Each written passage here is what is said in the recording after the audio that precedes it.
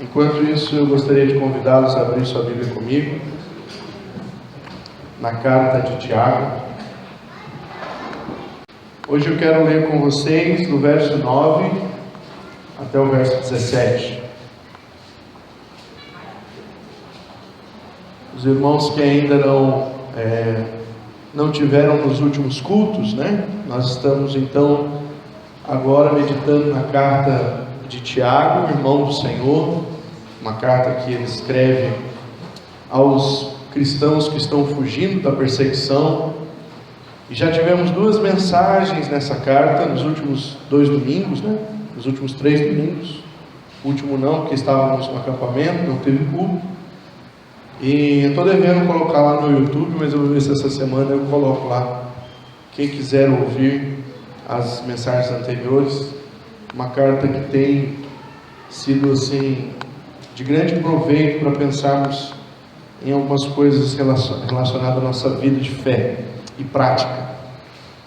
Tiago, capítulo 1, do verso 9 ao verso 17.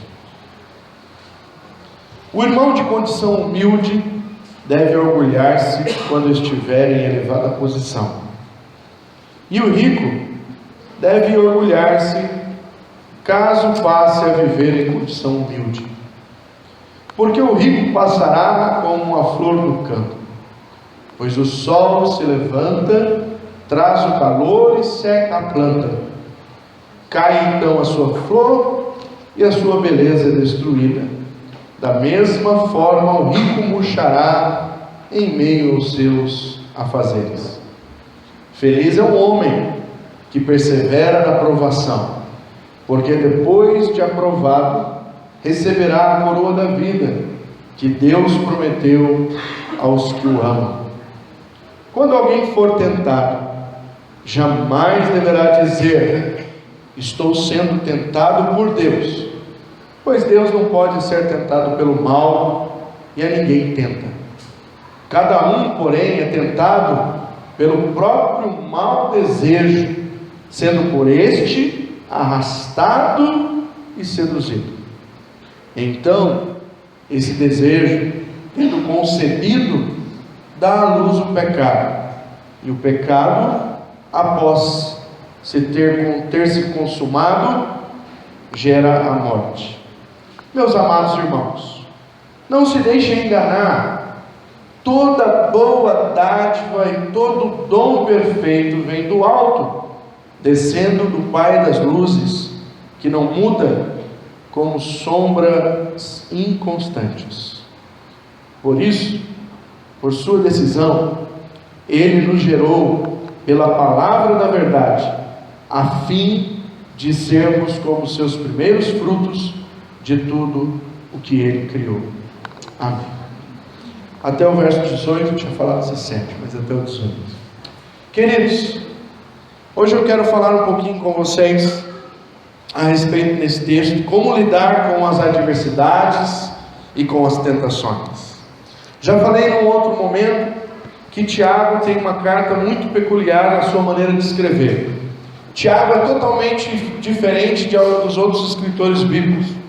Quando nós pegamos uma carta de Paulo, por exemplo, às vezes em um capítulo o apóstolo Paulo ele está falando a mesma coisa, o contexto é o mesmo. E você pega um capítulo e ali você vai destrinchar todo aquele assunto que o apóstolo Paulo traz. E às vezes é possível pregar um capítulo inteiro em uma única mensagem, aquilo que o apóstolo Paulo traz nas suas cartas. Tiago é diferente. Tiago é um escritor minucioso, mas muito pequeno nos seus pensamentos. Seus pensamentos são curtos e rápidos. Tiago escreve mais ou menos como o autor de Provérbios. Provérbios, você está lendo Provérbios, em um capítulo, às vezes o sábio está falando sobre 10 assuntos. É difícil você saber onde ele está começando um assunto, onde ele termina um assunto, onde ele começa o outro assunto.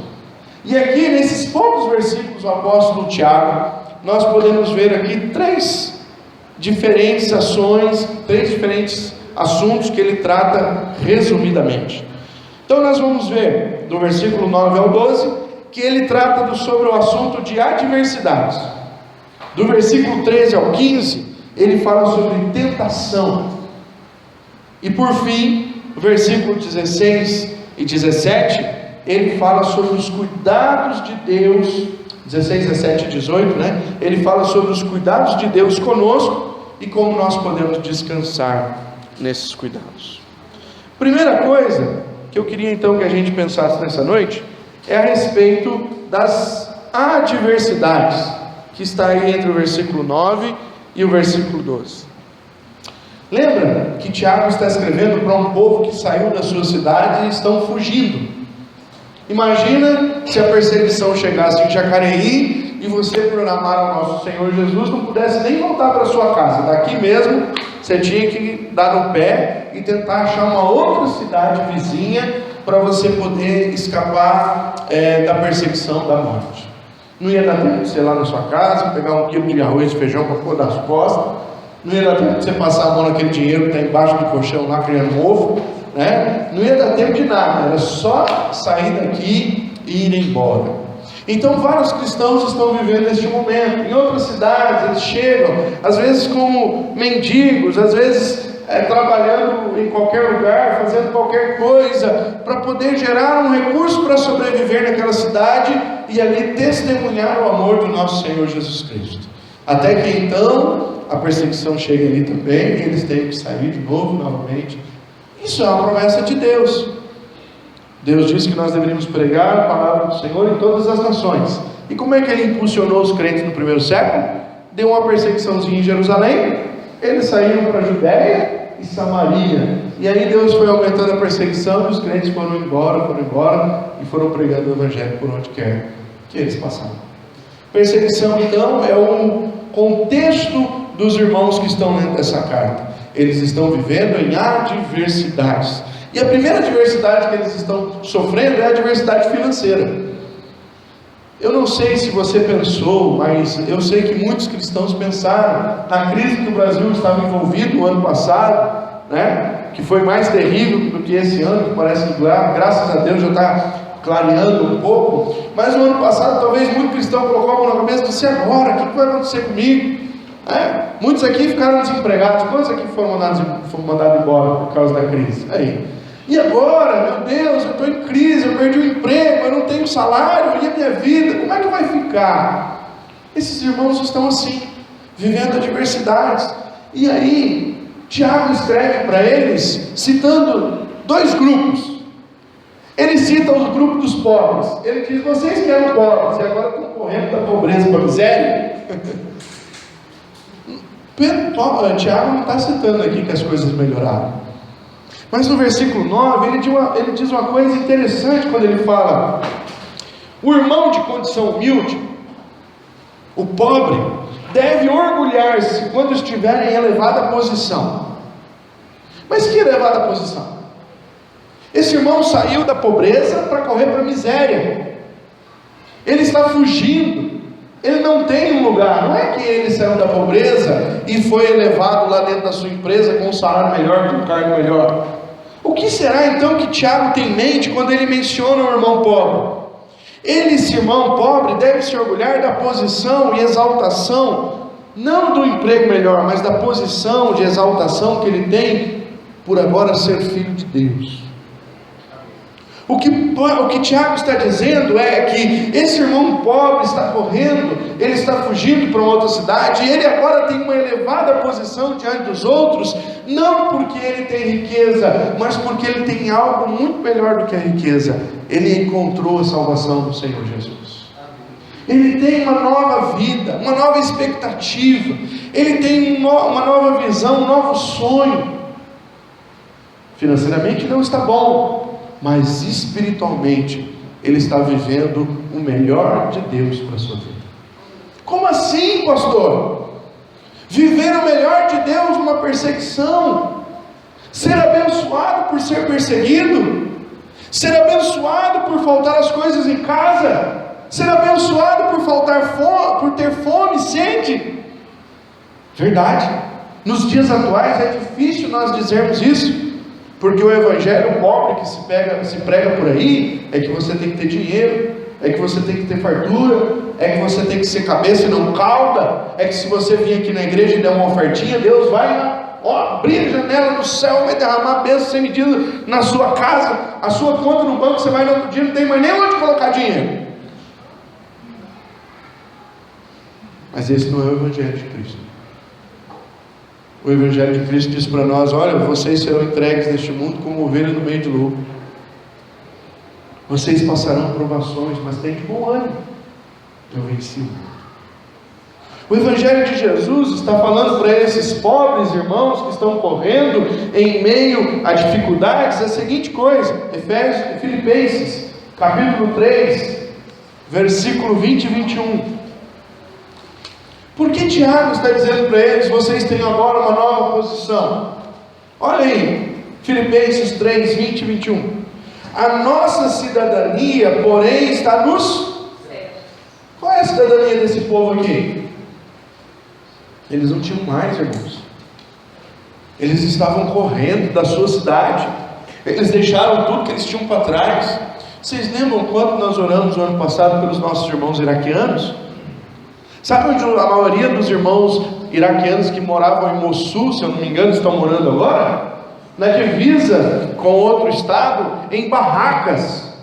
Eles estendem lonas no deserto para sobreviver. Eles são assistidos ali com água e comida por aquilo que chega, pela ONU, pela bondade de outras entidades cristãs. E quando chegam ali alguém para ajudar esses irmãos, sabe o que eles leem nas barracas desses irmãos? Versículos bíblicos. Amém. Eles leem que Jesus é o Senhor da vida deles. Amém. Ali, no momento de correr, eles estão vivendo a sua espiritualidade. Não deixaram para trás. Por quê? Porque Filipenses 3:20 diz: qual é a minha promessa e a sua promessa? A nossa cidadania, porém, está nos céus. Qual é a nossa esperança, queridos? A nossa esperança é que as coisas melhorem.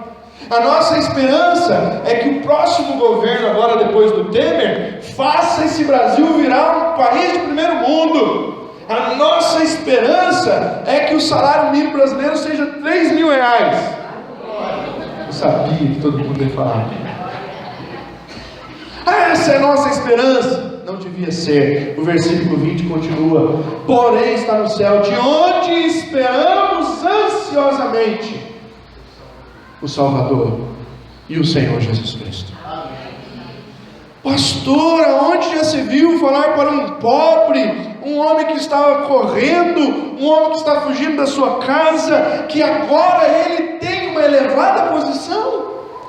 Pode-se falar, porque o Deus que o chamou e o salvou é o Senhor dos céus e da terra.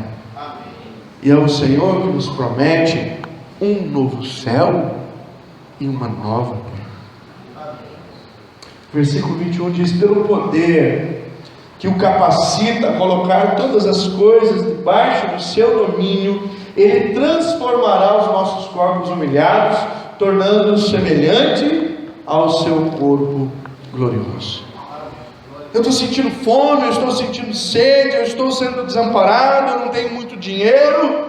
Ó céus, alguém vem mudar a situação desta nação?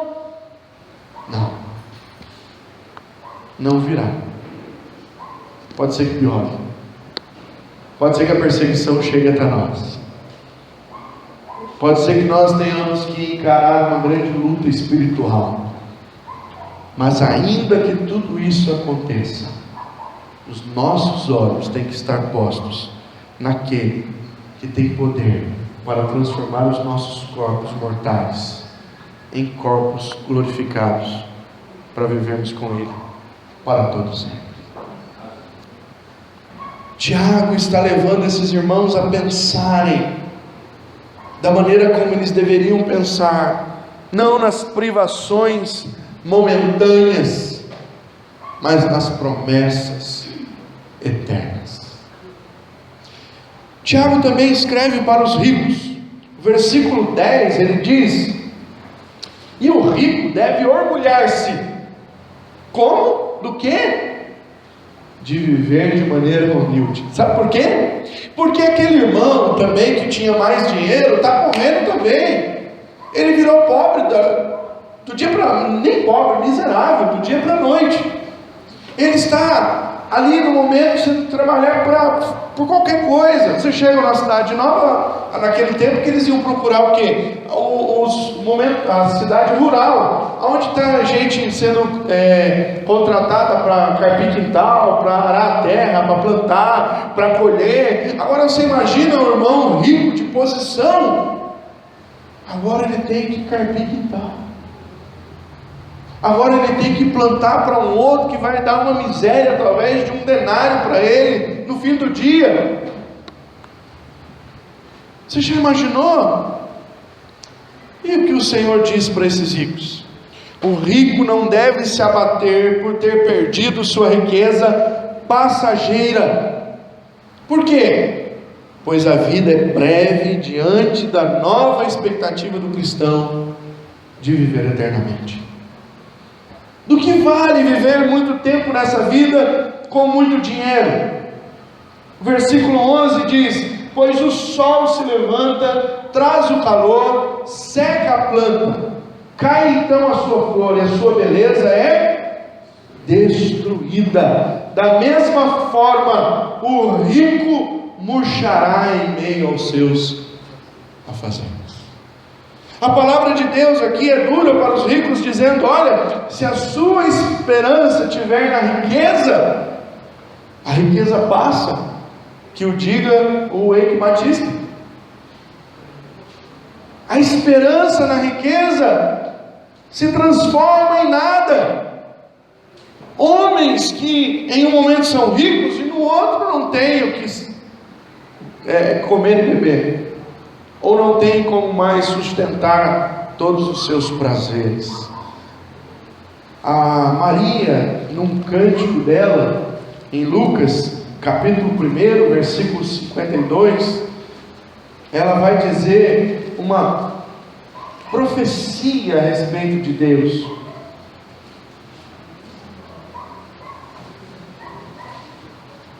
(52 e 53) derrubou, Lucas 1, 52 e 53, derrubou governantes dos seus tronos, mas exaltou os humildes, encheu de coisas boas os famintos, mas despediu de mãos vazias os ricos.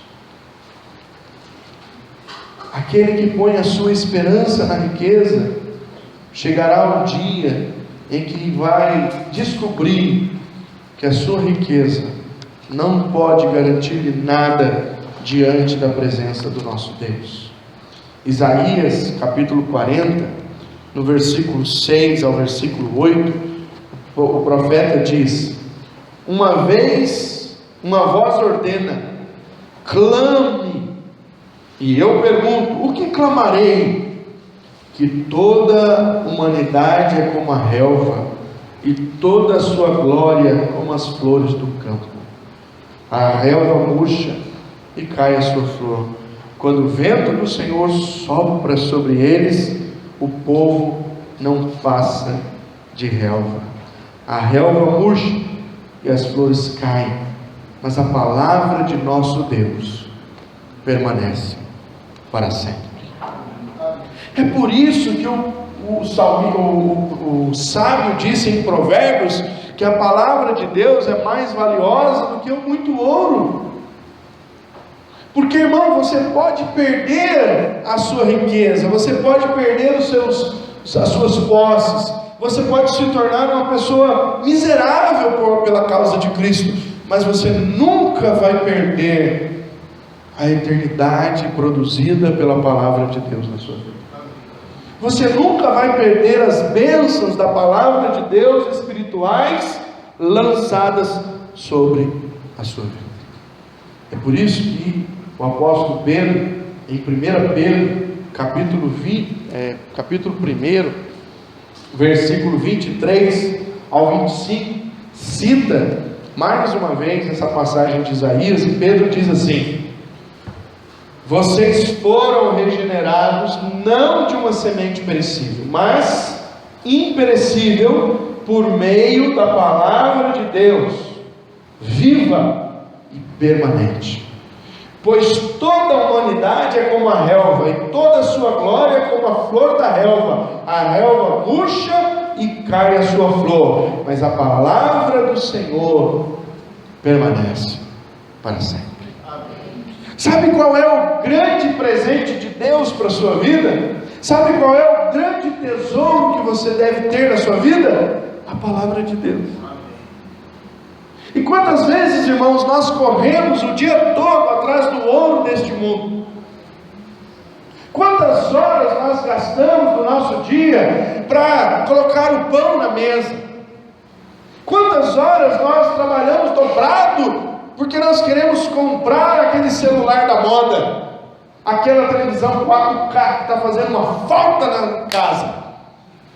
Quantas vezes nós queremos dinheiro para gastar com coisas que são supérfluas, que passam, que se der um terremotozinho, está dando terremoto no Brasil agora, viu? Fica esperto, já pegou uns lugares aí, que se dá um terremotozinho como deu lá na Itália lá, e aquela cidade não sobrou absolutamente nada.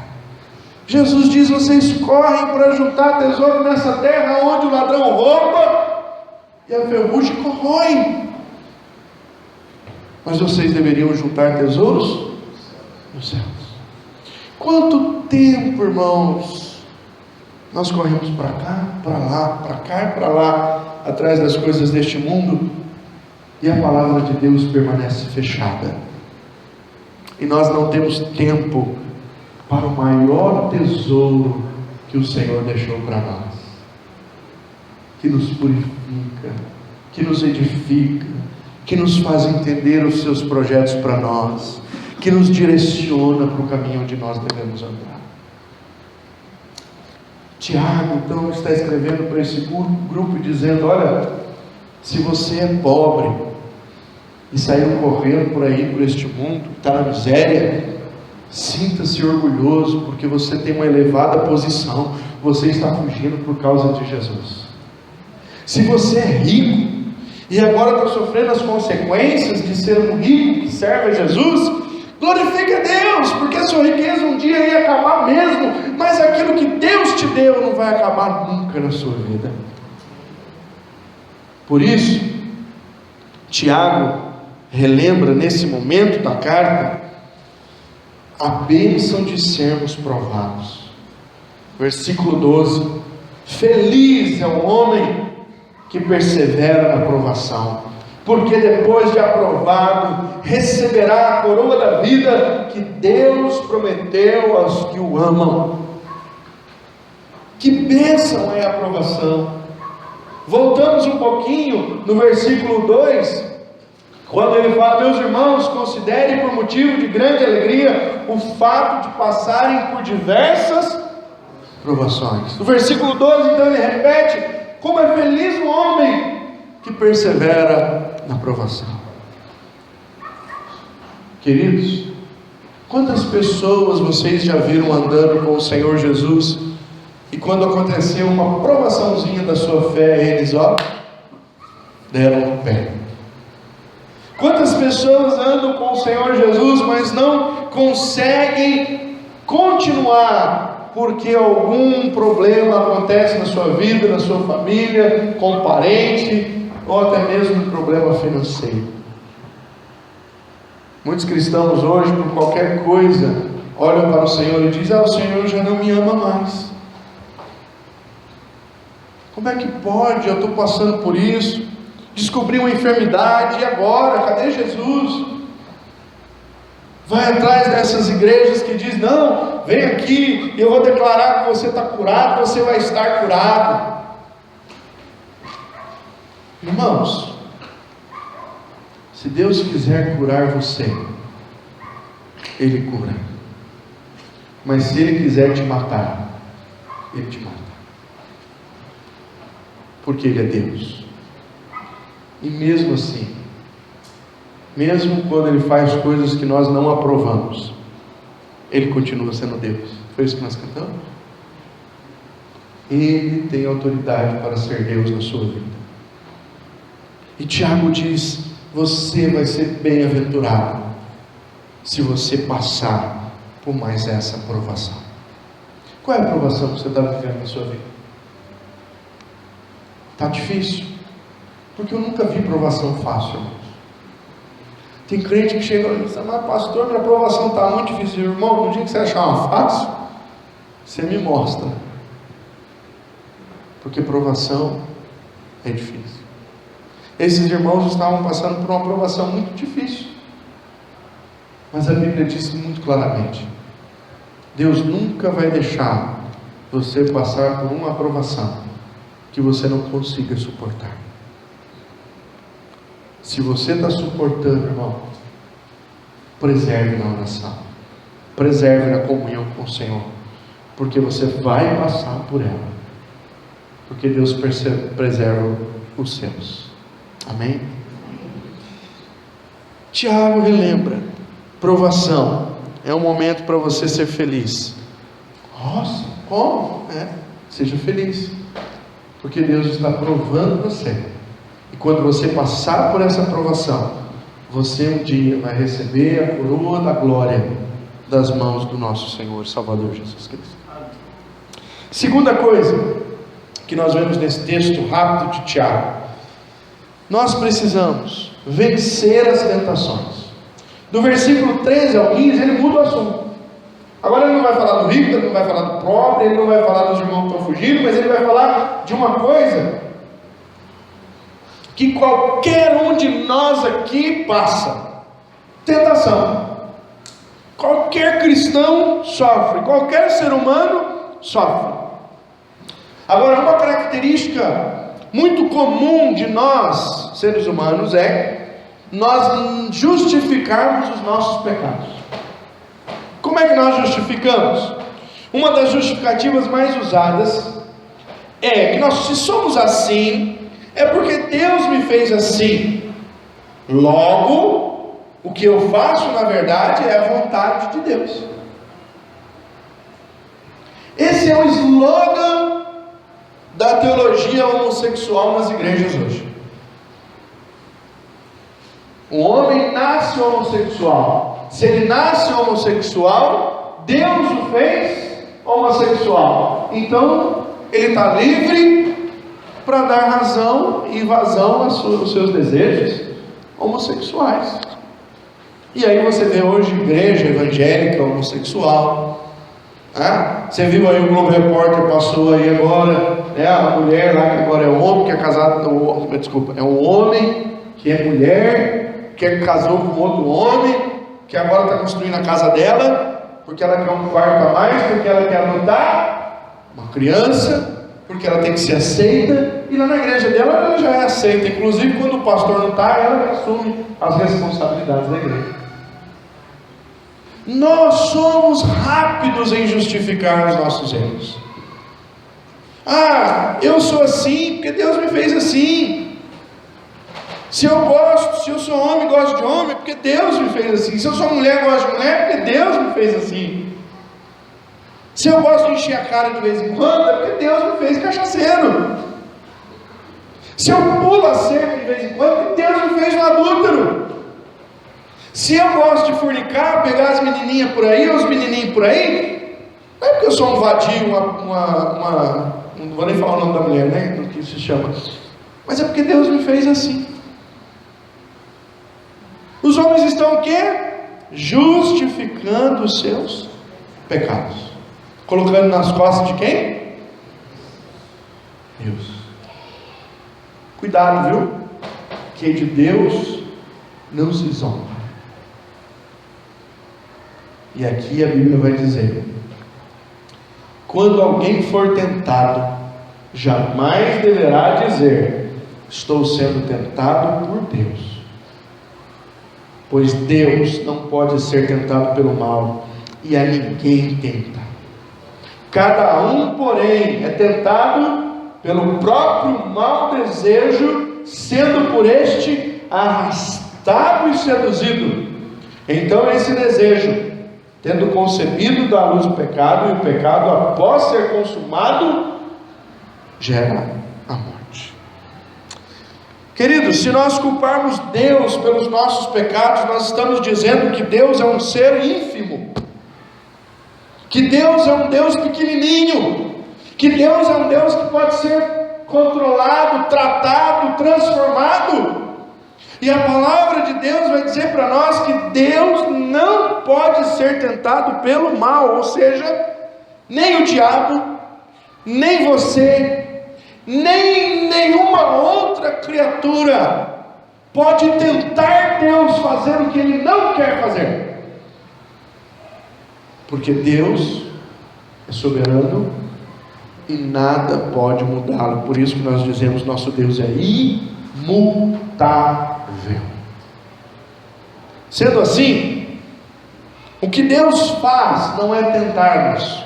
O que às vezes Deus nos faz conosco é provar, como Ele fez com o povo no deserto.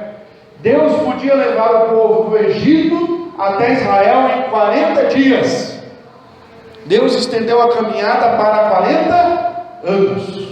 E o objetivo disso está lá em Deuteronômio, dizendo que Deus quis provar o que estava no coração do homem.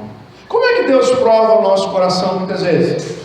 Ele nos dá uma provaçãozinha. Lá no deserto, como é que foi? Ele deixou faltar o quê? Água. O povo fez o quê? Você me trouxe aqui para morrer de sede no deserto, Moisés? Tá louco? Lá no Egito pelo menos tinha água, aqui não tem água. Então muitas vezes as situações à nossa volta, Deus permite nos apertar, para que nós possamos confessar de fato com a nossa boca o que está no nosso coração.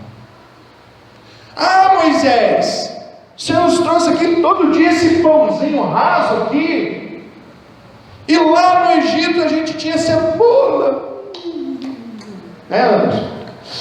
O Anderson, quando fala em cebola, a boca dele enche d'água. O Senhor nos trouxe aqui, Senhor, para esse deserto, esse pãozinho ralo, e lá a gente tinha carne. Deus muitas vezes permite a opressão na nossa vida, para que você possa confessar as lástimas do teu coração, as murmurações, a ingratidão. Isso é provar, não é tentar. Tentação é interna. Tentação não vem de fora para dentro. A tentação vem de dentro para fora. O homem precisa compreender que a tentação mora nele. Marcos capítulo 15, versículo 19. Olha só o que Jesus ensina.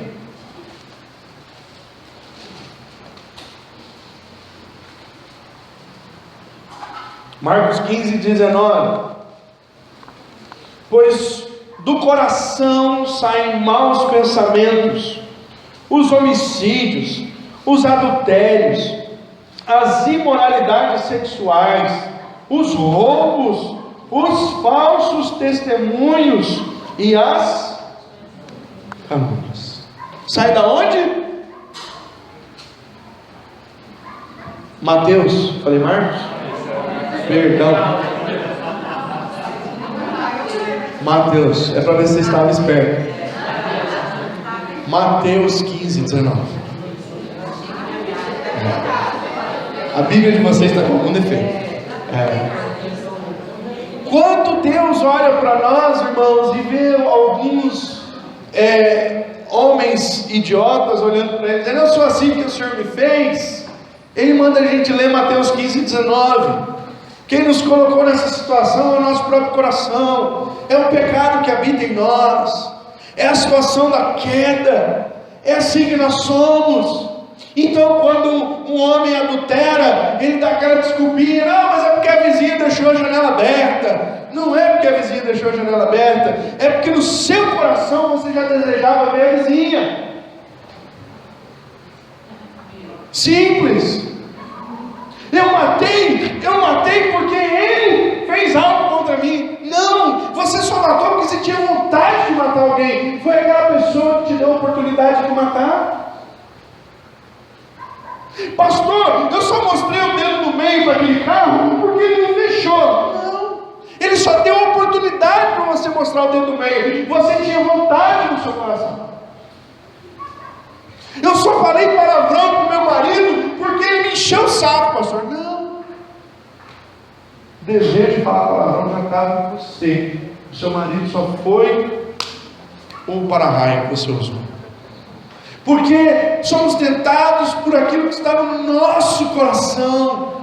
É a nossa maneira caída, é a nossa prática no pecado que nos leva a agir da maneira como nós muitas vezes agimos contra a santidade do nosso Deus. A cobiça que habita o ser humano é uma força que o puxa para o pecado. O texto em Tiago, ele diz assim: aquele que é tentado pela sua própria cobiça, e aqui na nossa versão diz, pelo mau desejo, sendo por este arrastado. A palavra é forte, mas é essa a ideia. O que há dentro de nós, irmãos, tem poder para nos arrastar e nos tirar muitas vezes da nossa própria vontade. É por isso que o apóstolo Paulo diz: o bem que eu quero fazer, eu não faço; o mal que eu não quero fazer, este eu já fiz. Porque se você piscar com a cobiça, pega você. Por isso que a gente tem que matar a nós mesmos todos os dias, botar um caixão de manhã e dizer: você está morto, crucificado com Cristo Jesus. Para este mundo eu não existo mais. Aí, maridos, quando vier a vizinha com a janela aberta, você vai virar a cara. Quando vier fechada no trânsito, você vai me estender a mão e dizer: que Jesus te abençoe e te vejo na igreja um dia, irmão, na fé. Como assim, pastor? É assim, porque a mudança vem de dentro. É quando habita o Espírito Santo em nós e nos domina, como nós cantamos aqui neste hino tão bonito, que nós queremos ser habitados pelo Espírito, ser cheios do Espírito. E o Espírito quer tomar conta das nossas ações. Você só vai vencer a cobiça se você se submeter a Cristo. Você só vai vencer o poder do pecado se você se deixar levar pela palavra de Deus e não pela própria vontade. Se você se deixar levar pela cobiça, você está mal, porque a cobiça dará à luz o pecado, e o pecado dará à luz a morte. Como assim, pastor? Eu gosto de exemplificar da seguinte maneira: você é diabético e em cima da sua geladeira tem um pote de doce bem doce, doce de leite que tem mais açúcar do que leite. Aquele, quando você põe uma gotinha na língua assim, a insulina vai lá em cima. O doce está lá. Aonde está a vontade de comer? Se você disser 3 colherinhas só daquela assim, de botar feijão no prato, não faz nada de mal. Só para tirar essa vontadezinha de comer um doce, não é? Todo mundo tem vontade de comer o doce, viu?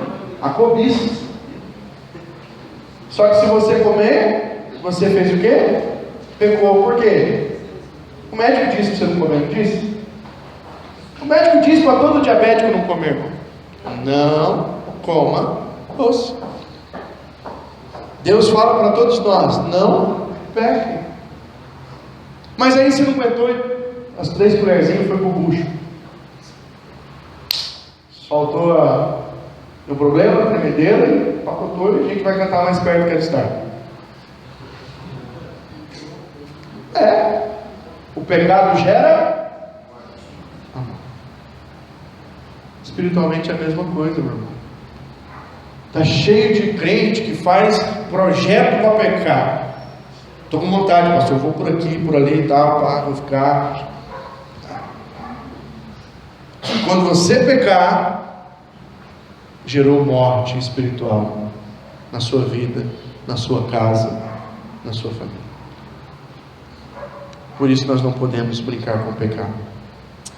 Mas graças a Deus, por fim, Tiago nos convida a olhar para o Senhor e ver que Ele, e que dele não vem tentação, mas que dele vem antes zelo pelas nossas vidas. Versículo 17. Toda 16 a 17, 18. Meus amados irmãos, não se deixem enganar. Se alguém quiser enganar você dizendo que Deus faz o mal, que Deus colocou tentação na tua vida, que Deus é que foi o culpado, não se deixe enganar. Versículo 17. Toda boa dádiva e todo dom perfeito vem do alto, descendo dos pais das luzes, que não muda como sombras inconstantes. Por sua decisão, por sua vontade, Ele nos gerou pela palavra da verdade, a fim de sermos como que os primeiros frutos de tudo que Ele criou. Tiago encerra esse período de pensamento mostrando que é impossível vir alguma tentação de Deus para nos fazer pecar, pois Ele é o Deus de luz e não há nele sombra, não há nele escuridão nenhuma. Deus é totalmente livre do mal, Deus é totalmente livre do pecado. Por isso, Tiago nos informa que continua vindo dele. É interessante, porque ele diz: olha, toda boa dádiva e todo dom perfeito vem do alto. E olha o gerúndio, não desceu, não vai descer, está descendo, é contínuo, está descendo do Pai das luzes. Deus continua agindo, Deus continua providenciando, Deus continua abençoando, Deus continua derramando, Deus continua agindo poderosamente na minha e na sua vida. E Ele não vem trazer tentação para nós, Ele vem trazer o dom perfeito, a boa dádiva. Ele vem para conduzir as nossas vidas. Ele continuará cuidando e provendo todas as coisas para o nosso bem e para a sua glória. Esse é o propósito de Deus na minha e na sua vida. Deus em nenhum momento nos desampara, ainda que haja provações para nós passarmos, ainda que a situação não esteja tão boa como nós queremos, ainda que nós estejamos tentando uma luta e travando uma batalha contra as tentações e os pecados, ainda nesse momento Deus está ao nosso lado, conduzindo as nossas vidas, protegendo e nos abençoando.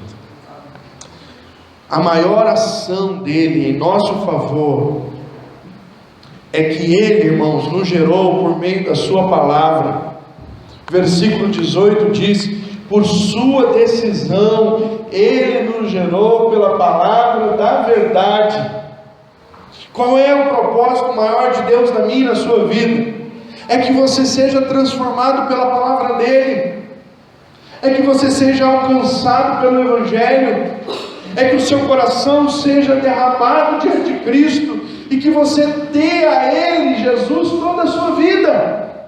Esse é o projeto de Deus para mim e para você. O primeiro projeto. Não pode existir nenhuma parte da nossa vida que não seja dele. E quando isso acontece, quando somos gerados pela sua palavra, quando há essa total ação de Deus em nós nos tornamos filhos de Deus. E também, irmãos, o texto diz aqui que nós somos os primeiros frutos de tudo que Ele criou.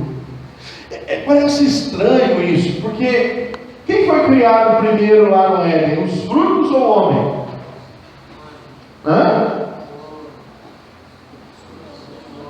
Primeiro dia Deus criou o quê? Céus e a terra. Segundo dia, os luminares. Terceiro dia, no último dia quem Ele criou? O que já estava criado? Tudo. Aí você olha nesse texto e diz assim: Ué, eu acho que o Tiago ouviu a história ao contrário, que diz que nós somos os primeiros a ser de tudo que ele criou. Não é pegadinha do malandro ou do Tiago, mas é que agora nós devemos pensar nas coisas espirituais. O que vai ficar deste mundo que Deus criou? O que vai restar deste mundo que Deus criou? Quem? Nós. Seremos os primeiros frutos da onde? Do novo céu e da nova terra. Olha o que diz Romanos, capítulo 8, versículo 19 ao 23. Tudo que Deus criou neste mundo, irmãos, está manchado, está corrupto pelo pecado. Nada disso vai sobrar. A palavra de Deus diz que Deus vai arrumar essa terra como um fogo. Romanos 8, do versículo 19 até o versículo 23. A natureza criada aguarda com grande expectativa que os filhos de Deus sejam revelados. Quem somos? Somos nós.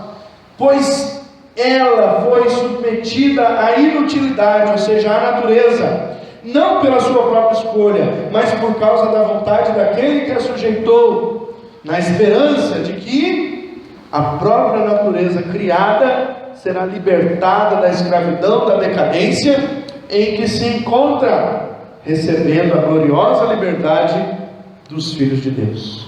Sabemos que toda a natureza criada geme até agora, como em dores de parto.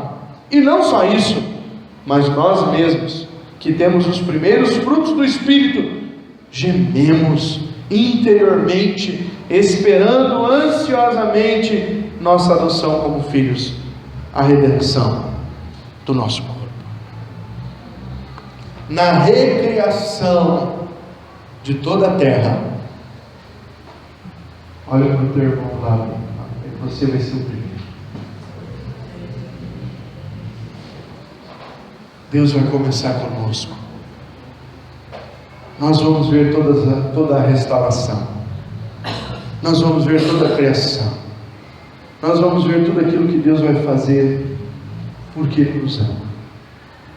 Porque assim como Ele cuida de nós aqui, Ele está cuidando de nós com um único objetivo, irmãos. Deus quer nos levar para o lar eterno, para o novo céu e a nova terra que João viu no Apocalipse. Graças a Deus por isso. Quero concluir nessa noite dizendo o seguinte: quando os dias ruins chegarem, lembre-se que o Senhor permite a provação para que você vença, e para que naquele dia você receba o prêmio da soberana vocação. Você não está vivendo a provação para divertir as pessoas. Você passa pela provação para que um dia você receba a coroa da glória. Quando você for tentado, lembre-se, essa tentação não vem do Senhor, mas da concupiscência do seu coração. E você só pode vencer essa tentação se você se submeter ao nosso Senhor Jesus Cristo. Quando tiver menos de você e mais do Espírito Santo, menos das suas ideias e mais da palavra de Deus, menos dos seus afazeres e mais da comunhão com o Senhor, então você pode vencer a tentação, e ela pode ir morrendo dentro de você. E por fim, lembre-se, Deus é a fonte de todo bem, e esse todo bem de Deus continua descendo sobre sua vida, sobre a sua família, diante dos propósitos de Deus para você, sempre, sempre e sempre, porque o nosso Deus cuida de cada um de nós, com o propósito de nos levar para um dia vivemos com Ele eternamente. Vamos lá.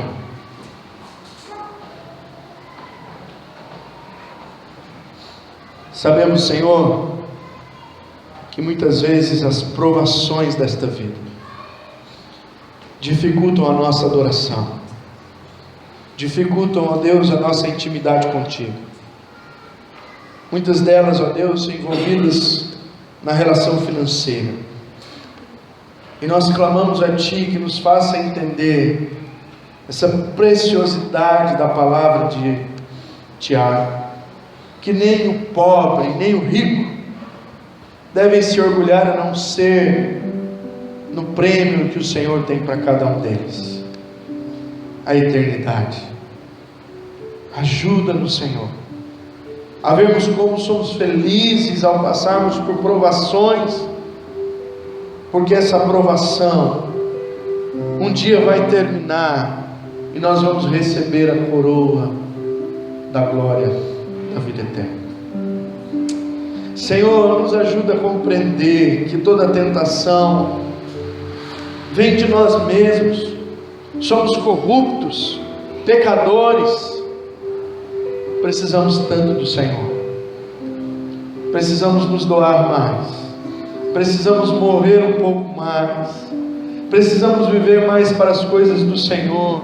O Senhor nos deu a sua palavra, ela é tão preciosa, e nem tempo para ela muitas vezes temos.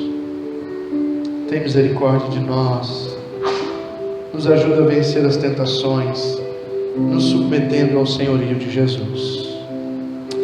E obrigado, porque não vem tentação do Senhor.